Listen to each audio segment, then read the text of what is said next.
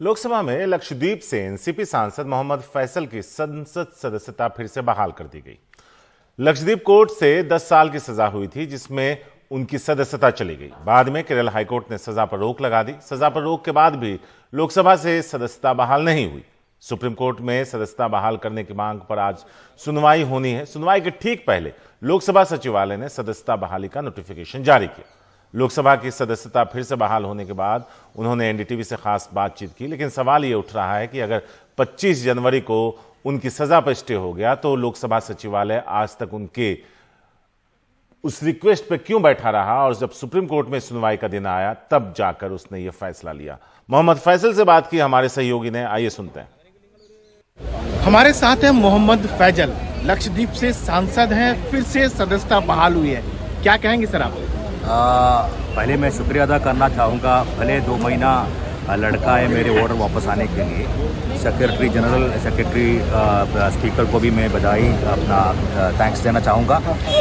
इस ऑर्डर में एक बात जाहिर है कि मेरी कन्विक्शन 25 जनवरी से ख़त्म हो गई थी। फिर सवाल ये है कि इतनी देरी क्यों करी? जो सेशंस मुझे लैप्स हुआ है उसको कैसे वापस करेंगे? ये सारी चीज़ अभी भी अनआंसर्ड है, किसी को आंसर नहीं कर पाए। तो इसी से एक बात जाहिर है कि डिस्क्वालिफिकेशन में जितनी होशियारी दिखाते हैं उसी होशियारी अगर लॉ अबेडिंग है, कॉन्स्टिट्यूशन बॉडी है, उसी को वो दिखाना है।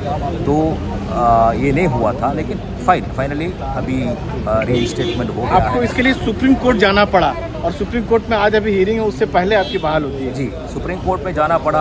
अगर सुप्रीम कोर्ट से नोटिस आते हैं तो उसको उनके सामने और कोई आंसर ही नहीं था। उनको अगर आंसर होता तो पहले से मुझे लिख के दे सकता था कि अगर आपका नहीं हो सकता।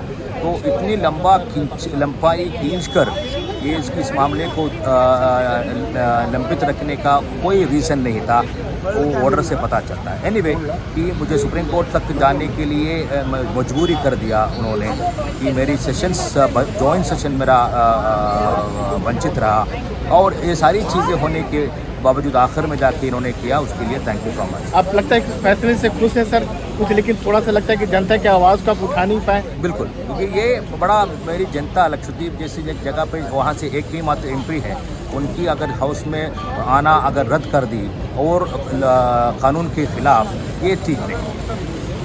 फैसले से खुश है सर? देर हुआ, दुरुस्त हुआ? बिल्कुल बिल्कुल देर हुआ, लेकिन खुश है कि ऐसी बाकी किसी को होना नहीं चाहिए।